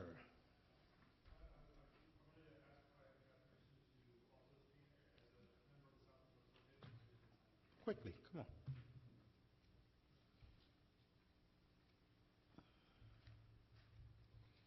State your name and address for the record. My name is Jeremiah McAdam. When you get over there. Go ahead, sir. I'm Jeremiah McAdam. I live at 417 Georgia Court. I don't have anything prepared for today, but I wanted to try to draw some of the two extremes that I've heard today, because I think it's disappointing that the concerns on both sides of this have just come out to be very extreme, and to have some members of our community come up and warn you about the characterizations from other members of the community is unfortunate. I think that there are very few people who don't want Marty Azzola involved. I haven't heard of anybody in the community who don't want a project of this nature to occur. The concerns are about the extreme density. They are about the fact that a small number of people in the community, the members of the board, I do not know how they represented the community, but I was not contacted. I was not brought into any of those conversations, and I was a brand new resident, having bought a house in early 2017.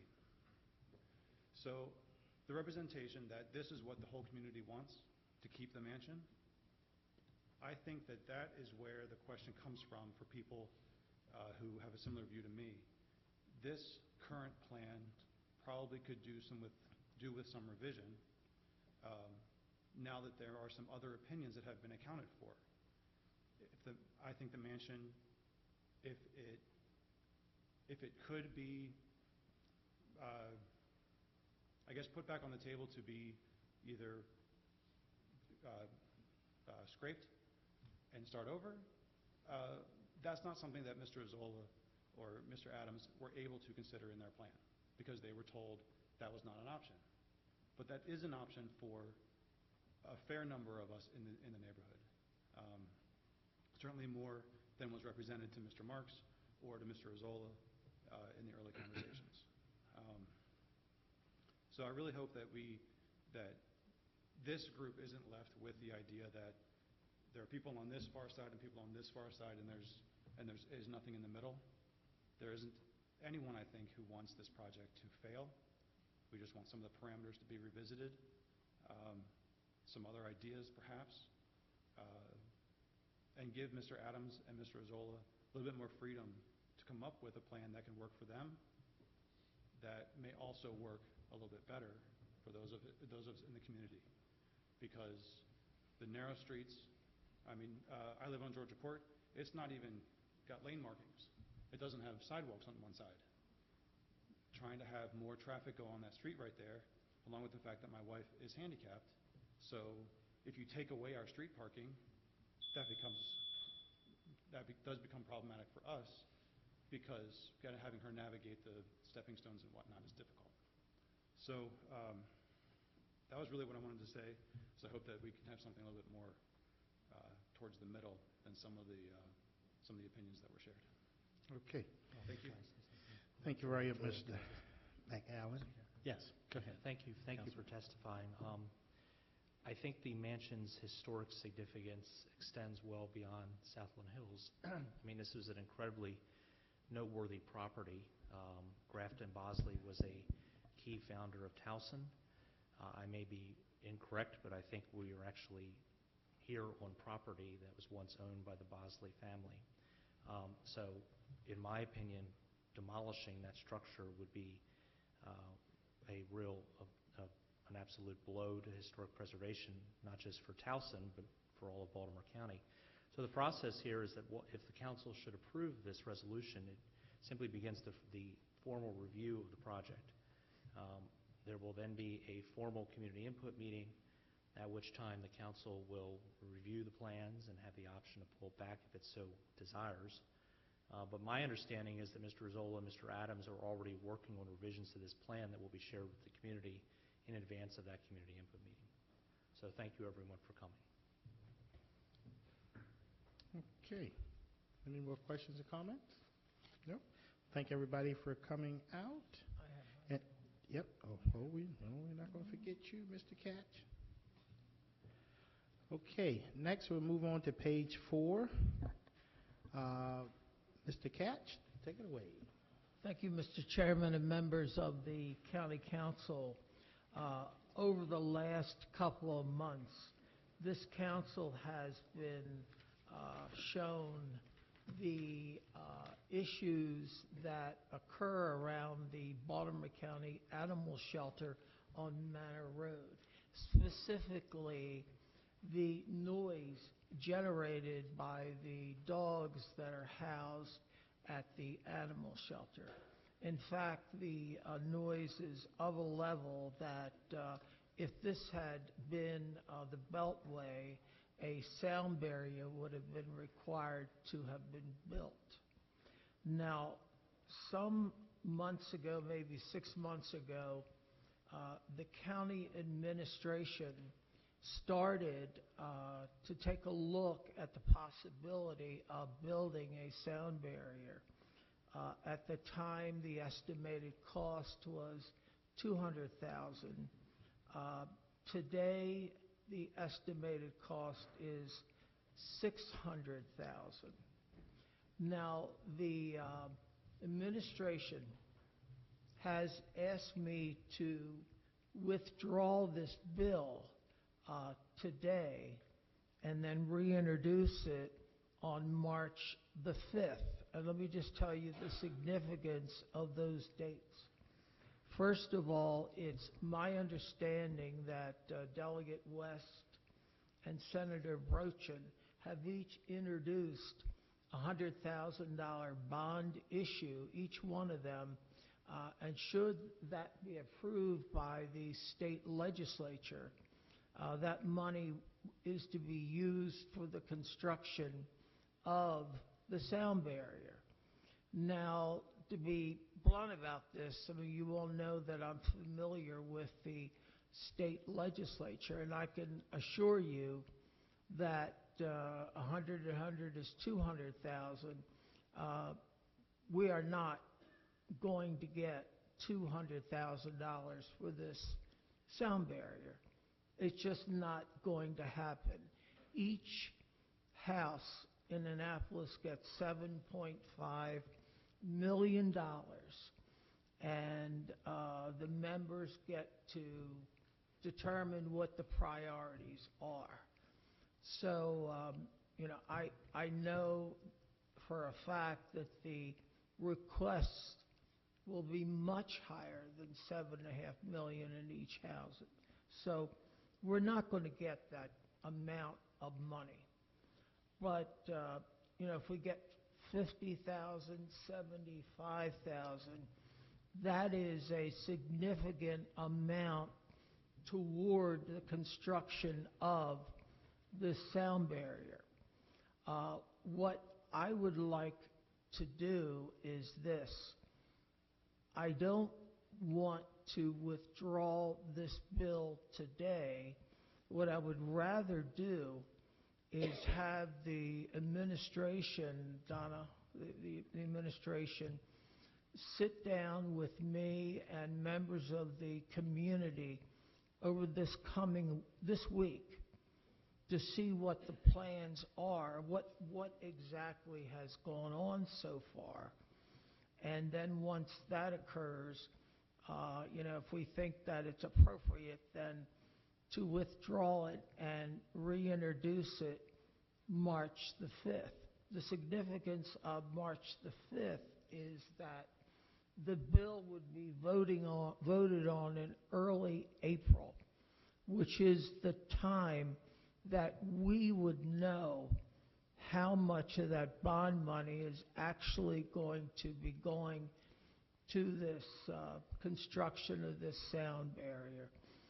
So let me ask the administration, are you all willing to sit down with me and a few constituents just to go over the plans that, what your time schedule is, what your plans are, both with or without this state money? Okay, but I think it's important that, the summer's coming up, and we should not be asking the people in that community to put up with this problem, a third summer in a row. So, Mr. Chairman, I would like to hear some of our witnesses that are here today, and I'm hoping that meeting will take place, and so that we can withdraw the bill so that we'll have a better idea of what the status is once the legislature gets close to determining if they're going to appropriate money for the sound barrier, and if so, how much. In the meantime, I've contacted the county administrator's office about an alternative type of wall, and Mr. Moxley knows about it, and apparently you all are taking a look at that as well. So we need to get this problem resolved before the summer, and I just would urge in the strongest terms that a meeting take place. Okay. Thank you. Thank you very much. Any more comments before we hear public testimony? Okay, we'll call Mr. Jim Wegling? Wegline?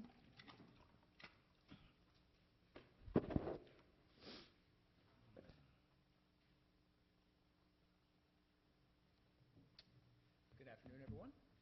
Good afternoon.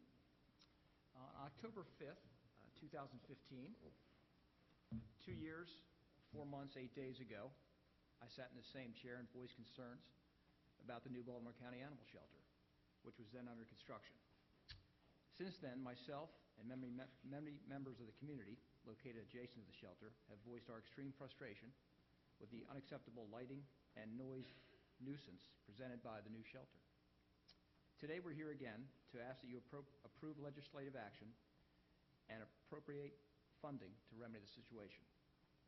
I wish to remind everyone that prior to and during construction, no one from the county government consulted with surrounding communities or provided an open forum to voice concerns pertaining to the potential impacts, a clear violation of both the spirit and mission of open and transparent government. Thus, our only recourse has been and remains to request immediate action from you and funding for remediation after the fact. As you're aware from our past presentations in the same chamber, we've conducted extensive research using engineers, etc., to conclusively demonstrate the nuisance we live with on a daily basis, and we have taken the additional step of presenting this information to appropriate individuals in the county government. Today we will share additional research we've conducted on potential cost-effective options we believe may help mitigate the noise and light nuisance. My wife and I are lifelong Baltimore County residents. We're both graduates of Baltimore County Public Schools. With our foundation of knowledge, we both went on to earn undergraduate and master's degrees respectively, thanks to that experience. Today I operate a thriving small business right here in Towson, my hometown. 20 years ago, I built the home where we live now and raised 2 daughters now in college. Our goal has always been to live peacefully in harmony with nature, which is in abundance all around us. I imagine many of you share the same goal with your family. In conclusion, this situation has gone on far too long. Our community is requesting immediate action. We ask respectfully that each of you stand by your responsibility as elected representatives and your responsibility to the entity that created this nuisance to take the necessary steps to remedy this well-documented situation. Thank you for hearing our concerns and for your support. Thank you very much, sir. Next, we'll hear from Mr. Steve Bretzka. Getting closer? Bretzka? Bretzka. The German. Okay. Thank you for allowing me to speak here again today. No, we thank you for coming. As you may remember, I've been speaking with you over the past few months about the specific noise that the residents of the Kimberly Farms Homeowners Association has experienced from the BCAS facility in Baltimore. We spent significant time and effort to study the problem, the law, and to attempt to have discussions with the administration to cause them to become compliant with the state law for environmental noise. Unfortunately, the administration, with a few exceptions, has not engaged us to be able to solve the matter. And now we're talking about more time when they don't even give us the time of the day with the clock striking normally. So I would tell you I would have little faith in that extension. Our fact gathering instead has had to been through the Maryland Public Information Act. That's not the way we're supposed to be doing this. I mentioned this to you again to not illustrate our frustration, but to remind you why we had to bring it to this council in the first place for action. To make our stance clear, we are in full support of Bill 2-18. I'd like to thank Councilman Katch for sponsoring the bill and allowing us to give us input in its contents. I would also like to thank those on the council that allowed us representatives from the neighborhood to come and speak with you about the bill and its ramification. However, during those meetings, comments were made to us saying there is no noise law in effect in Baltimore County. I handed out a couple of pages that hopefully you have that are highlighted in front of you.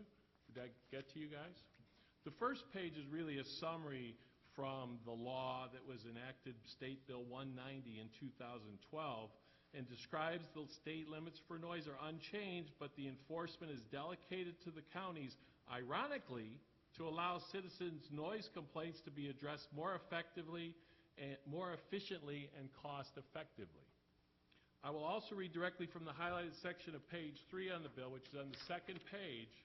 It says, "The people of this state have the right to an environment that is free from noise that may jeopardize their health, general welfare, or property, or degrades the quality of their life." This bill seeks to appropriate resources and ensure enforcement of the sound level limits. Work cooperatively with the appropriate agencies of political subdivisions, the counties, in ensuring the implementation and enforcement of the requirements. That's on page 3. The second page behind that is page 15. And at the bottom, in the middle, it says, in this subtitle, unit means a state of the government or a political subdivision, the county. A unit shall comply with federal, state, and interstate requirements concerning the control of an environmental noise if that unit has jurisdiction over the property or facility, or engages in any activity that results in or may result in the emission of noise.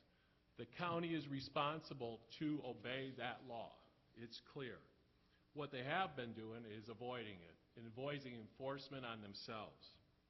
In conclusion, I'm asking each member of the council to put aside any political differences you have and to walk in our shoes and realize that the only way to prevent future issues for any resident of the county and to get the administration to act on our specific issue with the BCAS facility in Baldwin is to do your duty and turn the empathy you have shown to each of us to a yes vote on Bill 2-18. Don't delay it, Councilman Catch. Okay.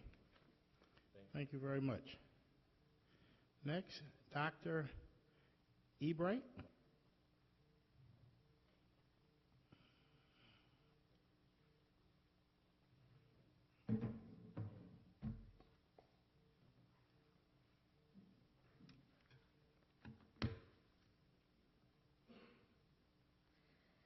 Good afternoon, Mr. Jones and members of the Baltimore County Council. Good afternoon. Thank you again for the opportunity to ask you for your support in rectifying a county-created problem that has made a home for me where there is no peace, no quiet, and no feeling of respite.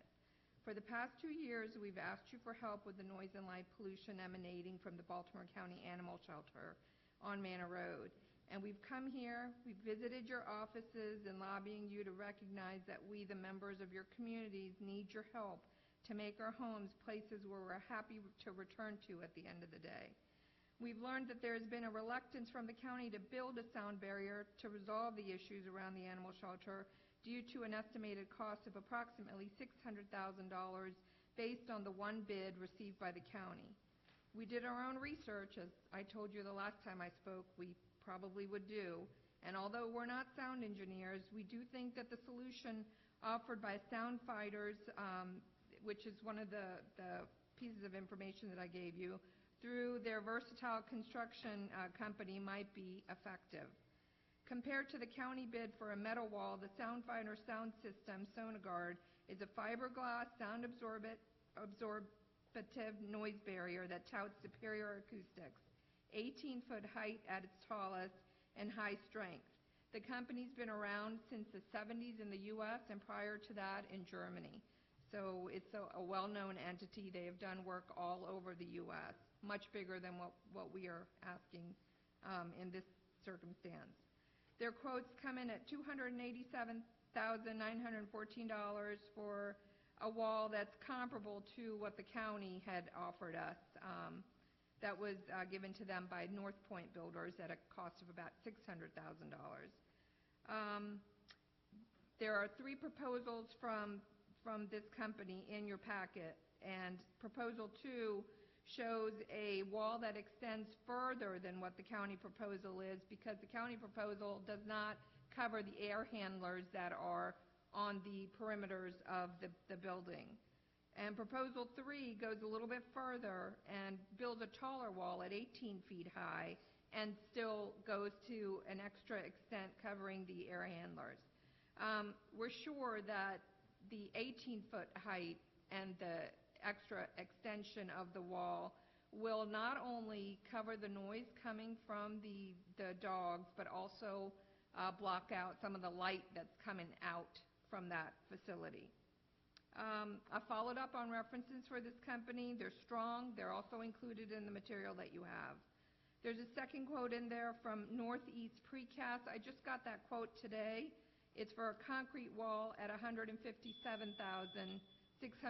It does not include a foundation, and I have not had time to research the effectiveness of concrete, but there are different things that we can do in this situation without having to spend $600,000.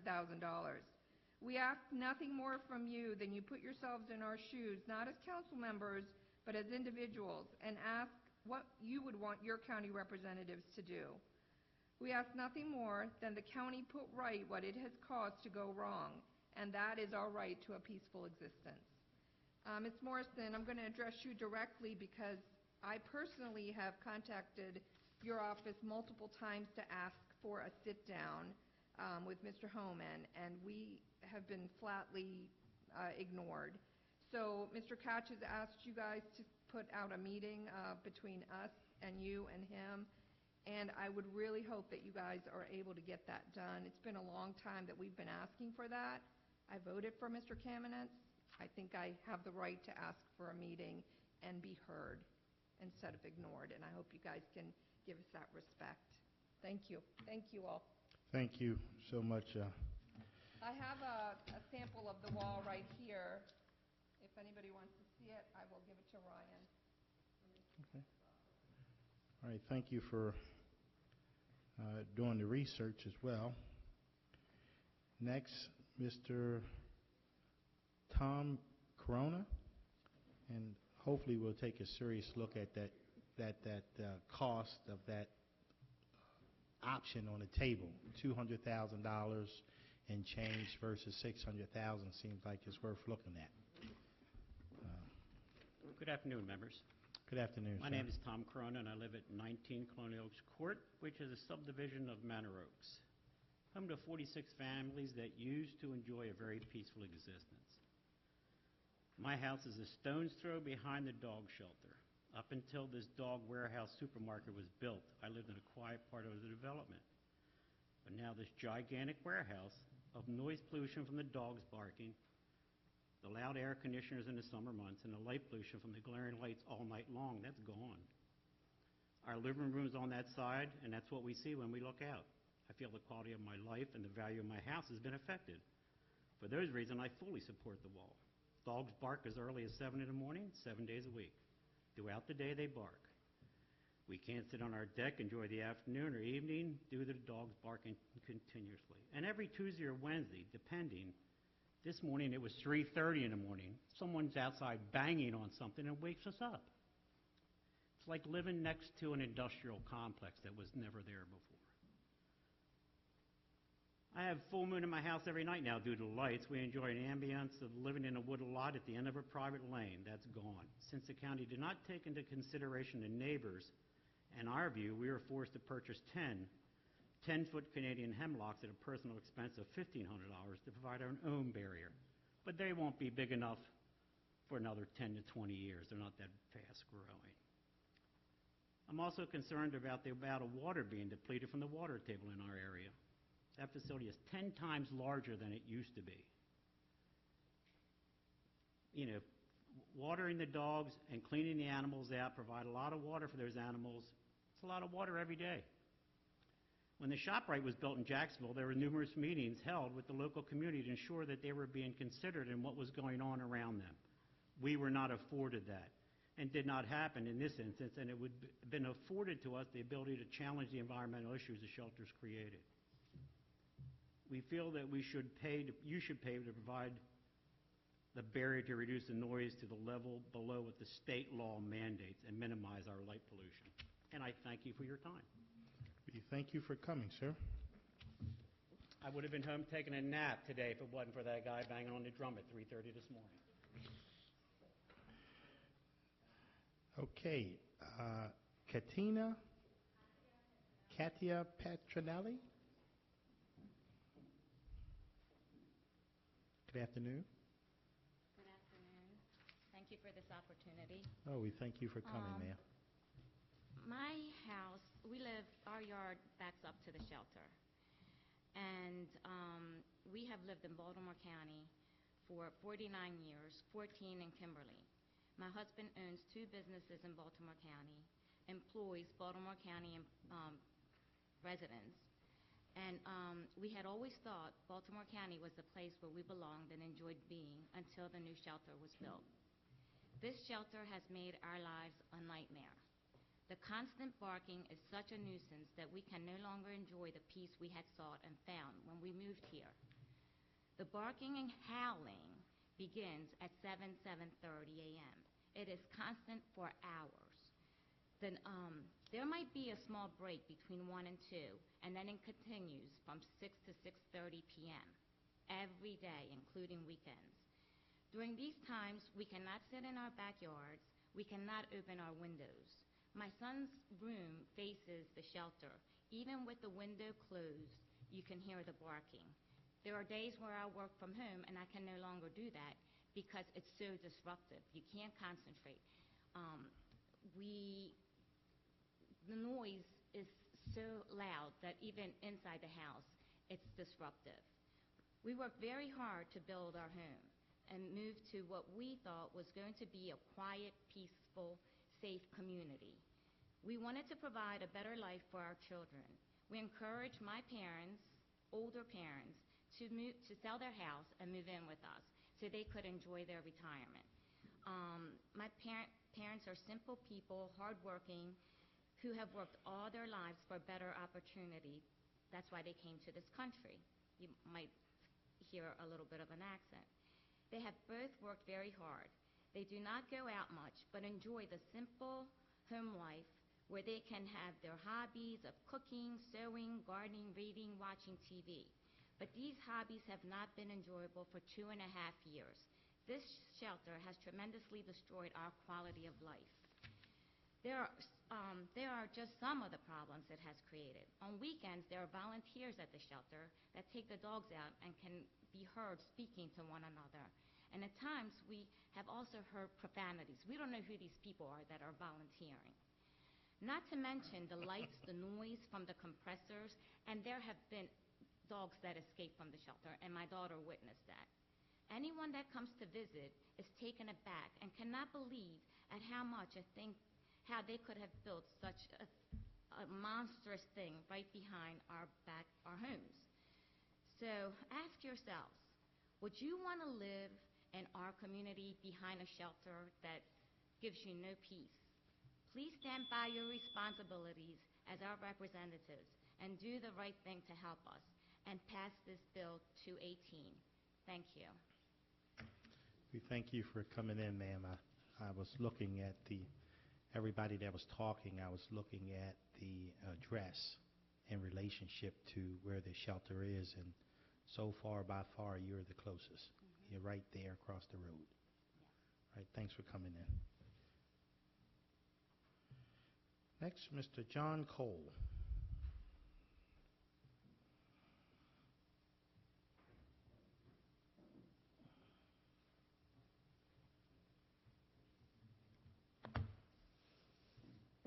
Good afternoon, Mr. Chairman and members of the council. Like all of our neighbors, we genuinely appreciate the opportunity to address you. My name is John Cole, and I've been a resident of Baltimore County now for more than 45 years. My wife, Mary, and I and our family are the next-door neighbors of the Weglines, the Petronellis, and the Ebrights, who you've just heard from.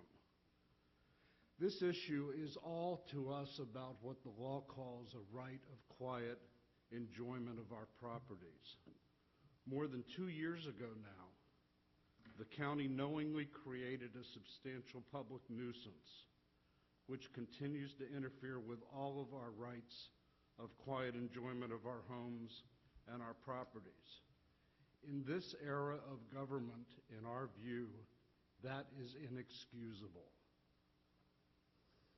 Not only does the excessive noise and the lighting interfere with our most basic rights, there's a great and regrettable irony about how this came about. If this were a private nuisance action, one neighbor against the other, we would have clear resort to the courts, to the Baltimore County courts, and we would rely on them to enforce the rules and make certain that the violations which impact our families are remedied. However, it is actually the entity that is indisputably responsible for the creation of an enormous nuisance impacting our communities that is the county, and that irony is not lost on us.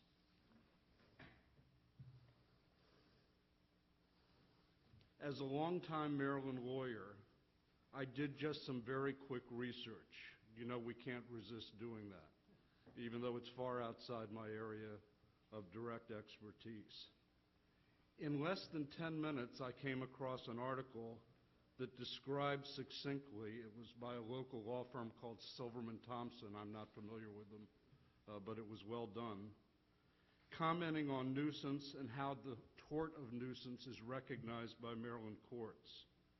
In commenting on nuisance as an action that, quote, protects a person's right to use and enjoy his or her property, the article observed, and I'm going to quote directly, this is a 2009 article that preceded all of this. It says, examples of the kinds of activities that have been recognized by Maryland courts as private nuisances include polluting smokestacks, commoded tanks, or eroded tanks rather, leaking hazardous waste into the groundwater, barking dogs, and noisy trains, malodorous hog farms. We don't have the trains or the hog farms, but we certainly have every single day the incessant barking dogs. We don't have all that, but we believe that as homeowners we've acted responsibly in seeking relief directly from you as our elected representatives. We believe, respectively, that the case has been made documenting the continuing daily adverse impact of excessive noise levels, and that that case is overwhelming. And lastly, the county's inexplicable responsibility for this foreseeable harm is undisputed. No one in 2 years has contended otherwise. For this kind of environmental harm to exist or to be allowed to be perpetrated by the county itself in 2016, 17, and 18 is honestly beyond our belief. We ask specifically and directly, therefore, that the county own its responsibility and take accountability for its actions by remediating both the noise levels, the light, and the harm that its actions continue to be impacting the residents of our area. I thank you very much for listening to all of us. Thank you for coming, sir. Next, Ms. Casey Brooks. Oh, Mr. Casey Brooks.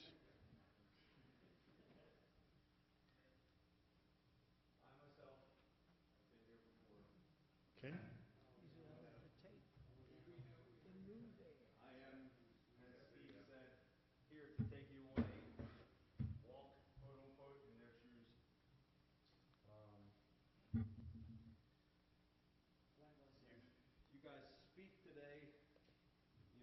Words of quality of life,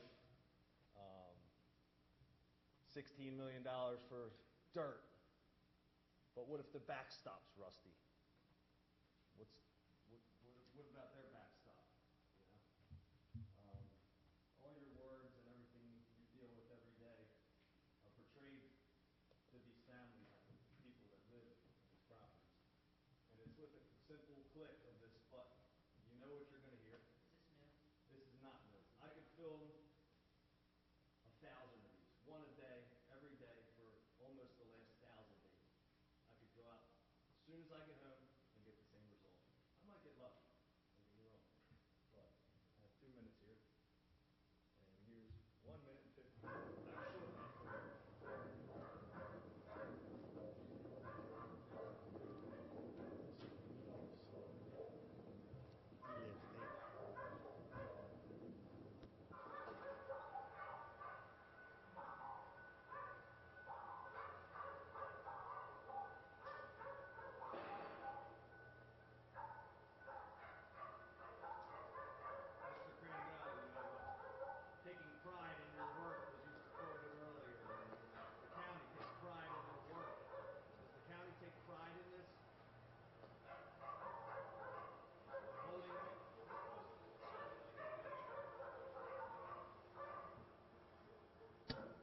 I'm sorry, what was the noise that sounded like a gunshot? What was that? Could be a number of things. Could be the staff carrying on, it could be the condensers that need a $90,000 or 5-year facelift. As heard earlier, it could be, could be anything.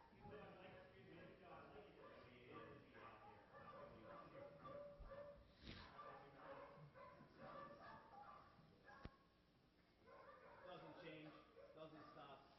7 a.m. all the way through dinner, twice a day, 5 times on Sunday. I'd be more than happy to email it to any of you.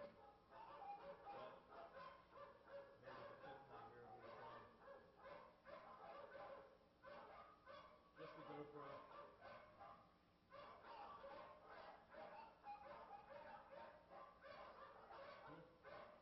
Burned down. I don't know yet. Half full, 25 kennels, 12 dogs. So as Steve said, in conclusion, take a walk in our shoes.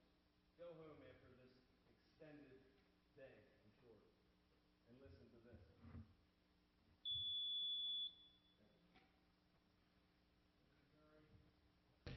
Thank you very much, Mr. Casey Brooks. Let's see, any further comments, concerns from any of the members? Okay.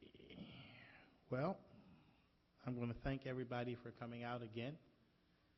Hopefully we can get this taken care of. I certainly hope we can get that bond bill taken care of, and I certainly hope we take a serious look at the $200,000 estimate for a wall versus $600,000.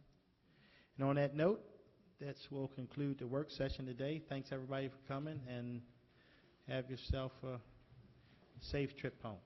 Thank you. Sure.